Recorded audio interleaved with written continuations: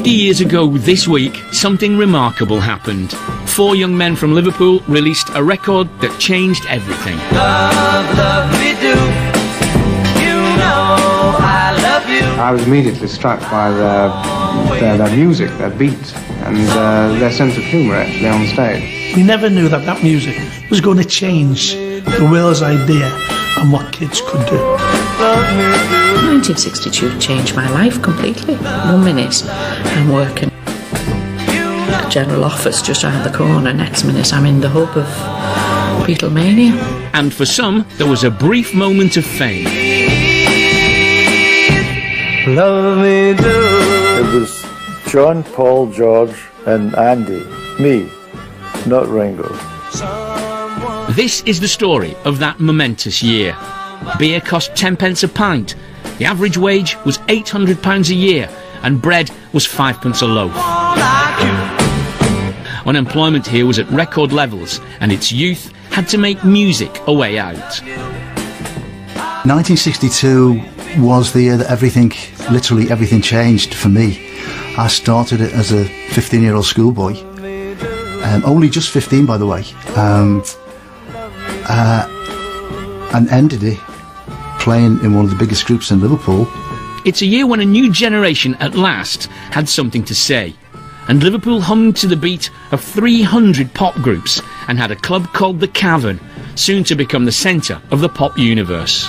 If you went abroad and spoke with a Liverpool accent, you were treated like God. You know, that was how 62, that monumentous year in Liverpool, elevated and changed so many people's lives. It was absolutely incredible.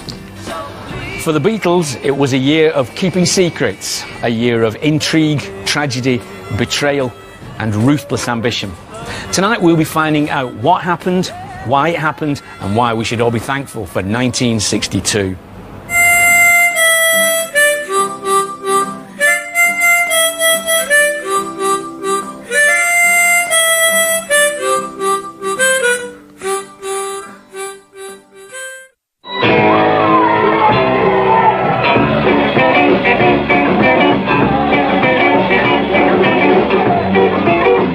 This is the only surviving film of the Beatles in the Cavern.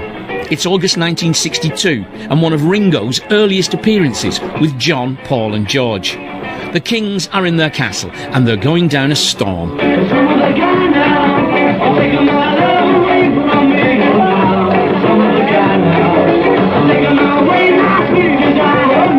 In just a few weeks, life for the Beatles will change forever. But for the moment, the future's uncertain. To keep spirits up, they have their own catchphrase. John Lennon will ask, "Where are we going, boys?" And the band will reply, "To the toppermost of the poppermost, Johnny." The toppermost is still some way off, so for the moment, the Cavern will have to do. It had been a long journey to get this far.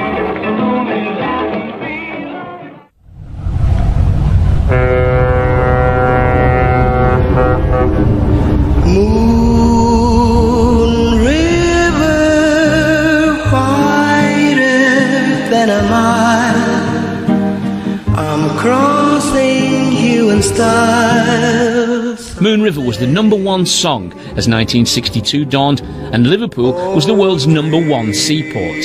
The new year brought hope for many in the city. The days of the frugal 50s seemed at last to be long gone. There was much to look forward to. None more so than for the Beatles, who found themselves in London on New Year's Day, auditioning for a recording contract with Decca Records. Hello, little girl. Hello. The Beatles had high hopes, but a hard day's night drinking in the new year had taken its toll. The session did not go well, according to Pete Best, their former drummer. Brian Epstein read the riot act to us before we went down. You know, be good little boys, he mustn't be out after 10 o'clock, you know. And there we were in the middle of Trafalgar Square, the rest of everyone else drunk as skunks enjoying New Year's Day, or the advent of New Year's Day. And of course, when we actually got to the Decca Studios the next day, we were late. Seems to be our history being late, and Brian of course was there before us, and he was absolutely livid. He saw us strip off us left, right and centre. John just basically turned around and said, "Brian, shut up, we're here for the audition." Right? In Liverpool, the cool place to buy records was at NEMS, North End Music Store, owned by the Epstein family and run by Brian Epstein. The store boasted they'd find any record anyone asked for. One request was for a German import, My Bonnie, which featured the Beatles providing the backing for singer Tony Sheridan. It led to Epstein going to see the group at the nearby Cavern Club. The Beatles were then just four lads on that rather dimly lit stage, somewhat ill-clad, and the presentation was, well, left little to be desired as far as I was concerned, because I've been interested in the theatre and acting for a long time. But amongst all that, something tremendous came over, and I was immediately struck by their music, their beat, and their sense of humour actually on stage. And even afterwards, when I met them, I was struck again by their personal charm. And it was there that really it all started. Epstein signed them to a 5-year management deal. He told everyone they'd be bigger than Elvis.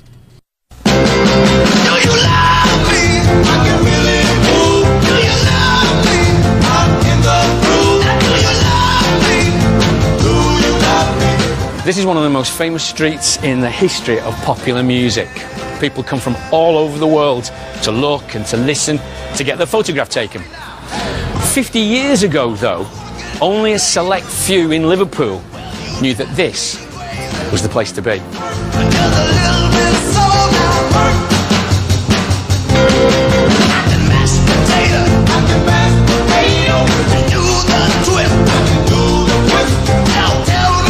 Not much to look at upstairs, but downstairs, what Brian Epstein called a cellar full of noise. Dark, dingy, hot, sweaty, everything a rock and roll club should be.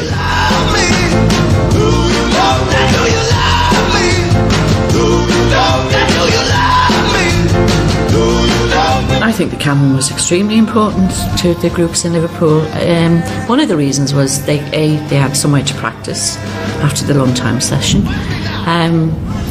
Plus, you know, they could play as loud as they could because it's a cellar, and where it was associated, you know, it didn't affect anybody, the noise.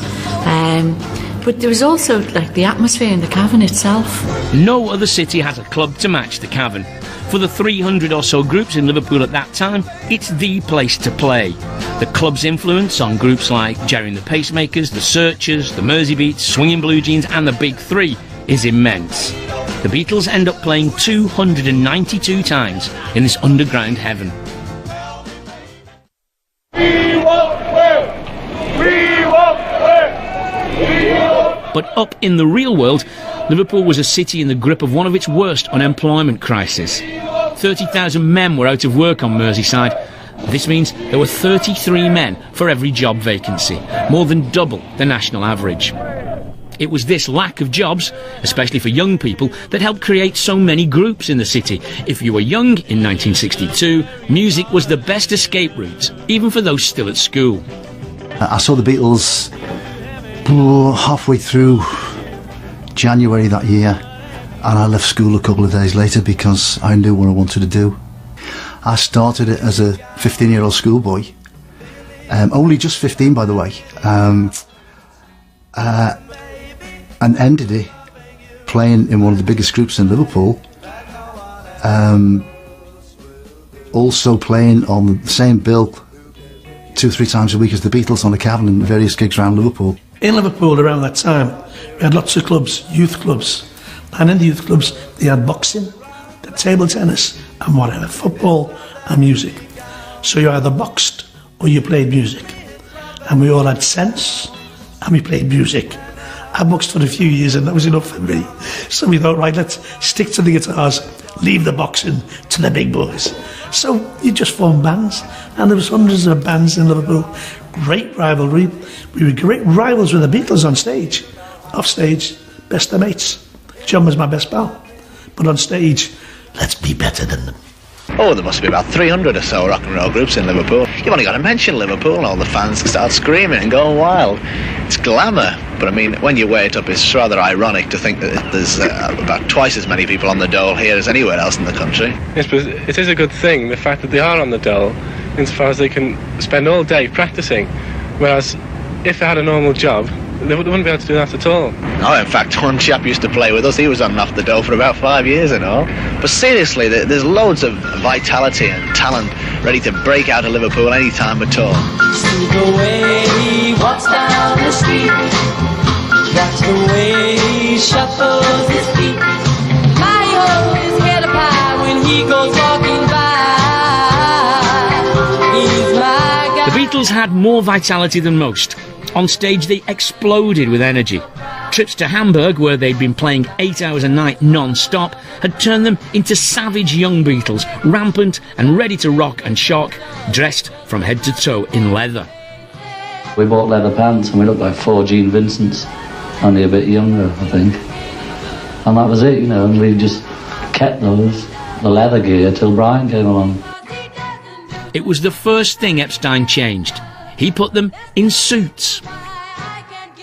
It was a bit sort of old hat anyway, all wearing leather gear.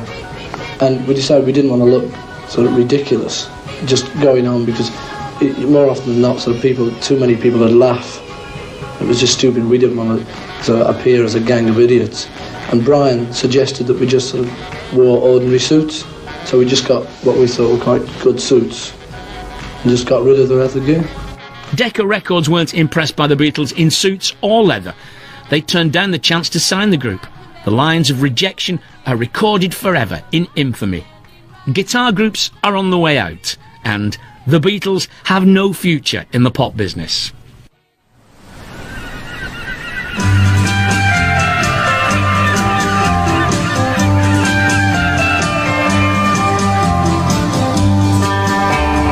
You don't get as many ferries across the Mersey anymore.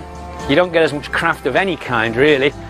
But back in 1962, Liverpool was one of the world's major seaports. The docks would have stretched for miles along here, and craft of every kind would have poured in from all over the globe, bringing cargo of every kind, including one that made Liverpool pop capital of the world. Many of the ships were coming from New York. For those in Liverpool, America was the land of milk and honey. And records, chunks of vinyl you couldn't get anywhere else, and the boys on the boats were bringing them home. They'd come in from the States with records, and there was always one person in every family who was in the Merchant Navy, going back and forward, and they'd bring their records in with them. The first one I heard, which changed my life, was Elvis Presley singing Hound Dog and Heartbreak Hotel.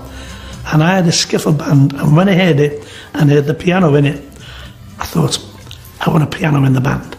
So we got a piano in our band, and we were the first band in Liverpool with a piano, thanks to Elvis, and thanks to all the people bringing the records in, and that was very important. They used to bring furniture back, kitchen furniture in particular, because we were refurbishing our homes, and the American kitchen table and 4 chairs with Formica, which we didn't have up to then. But they were bringing those home, and various other things, boxes of nylons. But my brother preferred to bring me, in particular, the records that I wanted. In 1962, Liverpool still wore the proud face of Victorian prosperity, but its body was broken. It had the worst housing problems in Britain. 80,000 homes were regarded as not fit to live in. That's slums to you and me, and it brought with it its own problems. About 15% of the children live in small houses shortly due for demolition. Not so long ago, a little boy came to school in great distress because his pet dog had been killed by a rat at the bottom of his bed that morning. Also, they have very little background knowledge. We try to take them out to parks and farms. This week, some of them saw a cow for the very first time in their lives. There had been ambitious plans since the war to rehouse people from the city centre into new suburban housing estates. Most houses, though, still had an outside toilet, no fridges or central heating. And for many, the weekly wash was done here at the public wash house. We still had the dolly peg in the tub, and she'd do the wash, and she said, right, Jerry, your turn. Never call me Jerry. Right, Jerry, Dolly. All right, ma'am, Dolly. So get there for an hour. After an hour, you've got muscles. That's why Liverpool women were hard cases. They're big muscles with Dolly and going down a wash house. But that was life. You didn't think of being wrong. The houses in, where we lived were slums. But in slums at all. The steps were spotless. The brasses were clean. The house was great. It was, and they'd say, where we live, we can leave our doors open. And we said, yeah, because there's nothing to steal.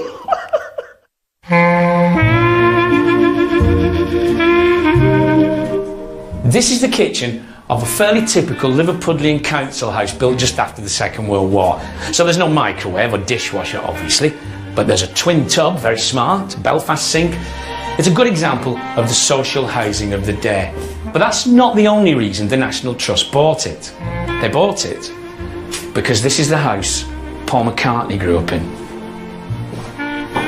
Paul lived here with brother Mike in 1962. Paul would write songs while Mike would take photographs. So this is where, in some ways, you could say the Beatles story really begins. In the garden of Forthlin Road, where it's said during 1958 Paul McCartney, playing truant from school, wrote the bulk of what would become Love Me Do, with a little addition of a middle eight by one John Lennon. But neither he, nor John, nor anyone could have known what that little song would lead to. Iris Fenton was the envy of all her friends in 1962. She was 17 and a dancer, and better still, she was dating Paul McCartney. It was really good, it was really good fun, but when we went, initially we'd go out on Tuesday to the pictures, and sometimes he'd pay and sometimes I'd pay. It was also very different. We'd get the bus then, but I was with him when he got his first car, and so it all sort of grew from there. For years, legend has had it that Love Me Do was written about her. Some people have asked me about Love Me Do, saying that it was written about me. It wasn't. It was written before I was going out with him, and it might have been written about his girlfriend before, but it was definitely not written about me. I remember him coming in once, he said, oh, listen to this. He said, last night I said these words to my girl, why don't you ever even try, girl? Come on, come on, come on, come on, please, please me like I please you. What do you think? I said, I think that's bloody awful. And he said, it was dreadful. So I'm not the best music judge in the world. But I used to love going to see them, and before they wrote all that, because I used to love Paul singing Till There Was You and Bésame Mucho, and George singing I'm Henry VIII I am, and because he was a great George Formby fan and everything, and it was very different then. It was very different. Iris was sister of Rory Storm. Rory and his group the Hurricanes were one of the Beatles' closest rivals. They had a drummer called Richard Starkey. Ringo to you and me. The bands would meet up after sessions at the Cavern.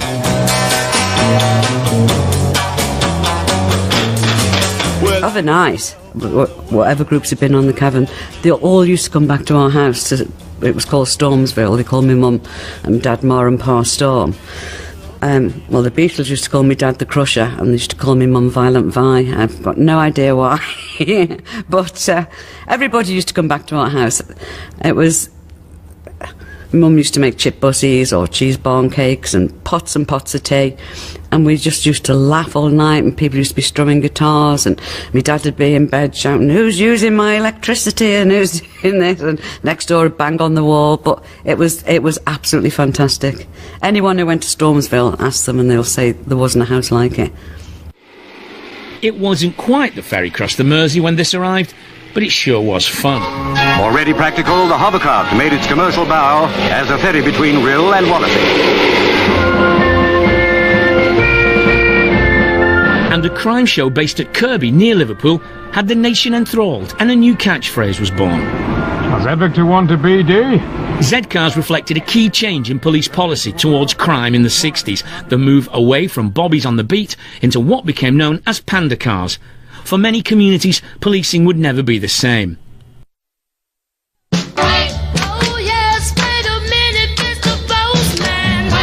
Life for the Beatles was about to change. The postie brought good news in a telegram.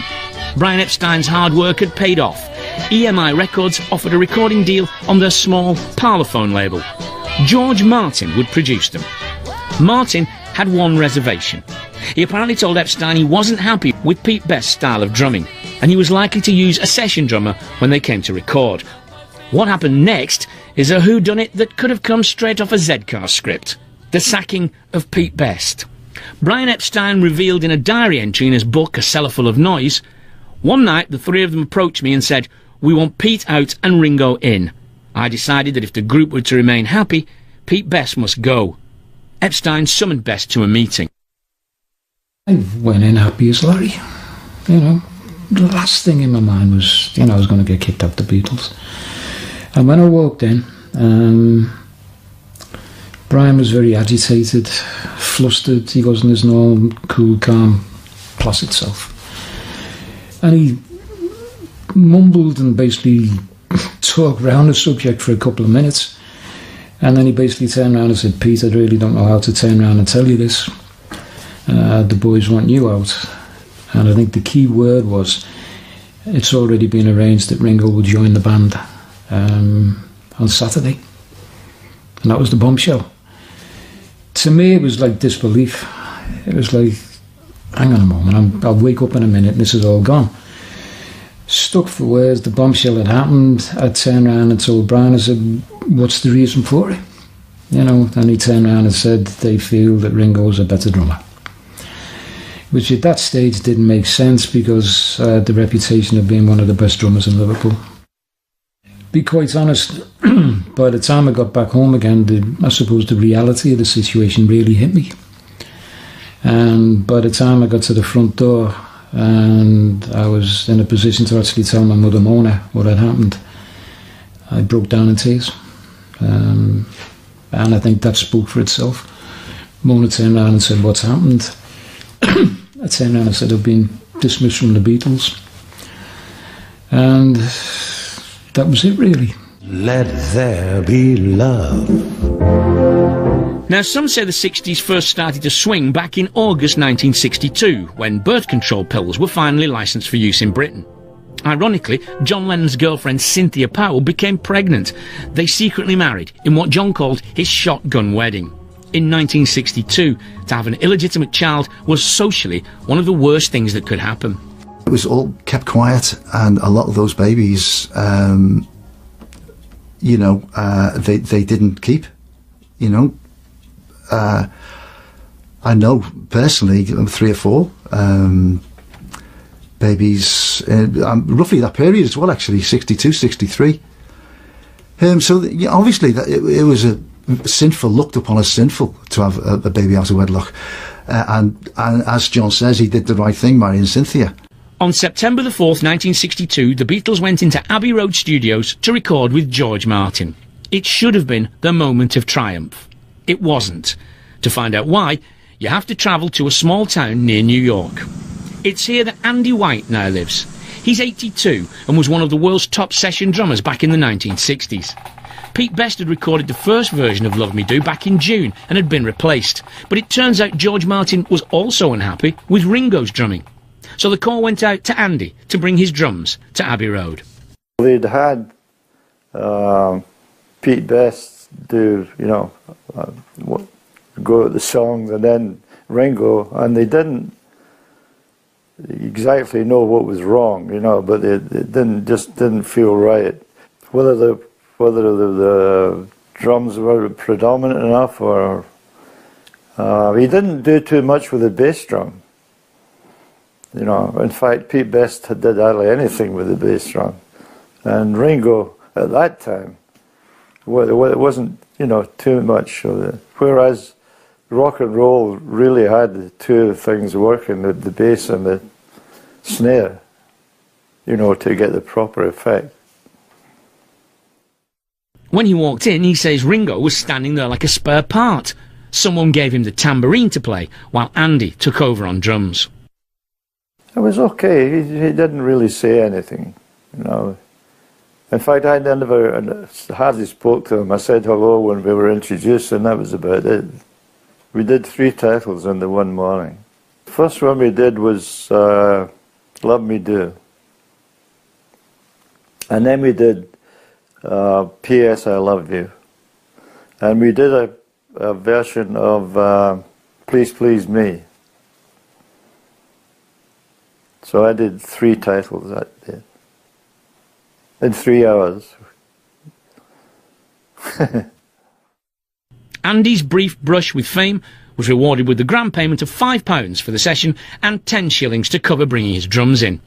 It's one of those intriguing Beatles mysteries, but one thing is certain, for a brief while in 1962... It was John, Paul, George and Andy, me, not Ringo. I had a bright grin on my face when I heard about it. Well, I can imagine Richie going down there, Ringo, you know, sort of like, I'm the new drummer, right? Listen to me, I'm going to knock Pete into a cocked hat.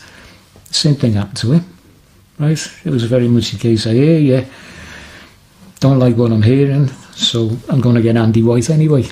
And of course, when it came back and it became public knowledge that Andy had actually recorded on Love Me Do and P.S. I Love You and done quite a few other little bits and pieces, it was a little bit like, well, as far as I'm concerned, serves you right, you know. It was a little bit like, well, thank you for small mercies.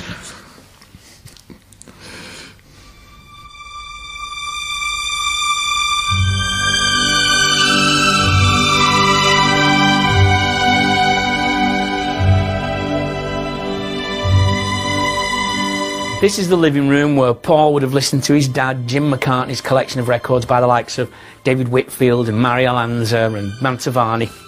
And in 1962 he added proudly to that collection with one of his own, Love Me Do by the Beatles, Parlophone Records R4949.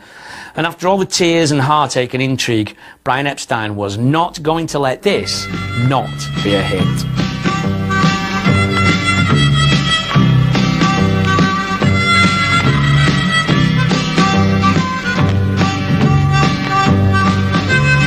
The version of Love Me Do with Ringo playing the drums reached number 17 in the charts here, but George Martin was happier with the Andy White track.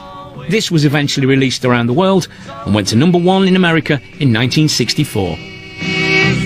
Love me do.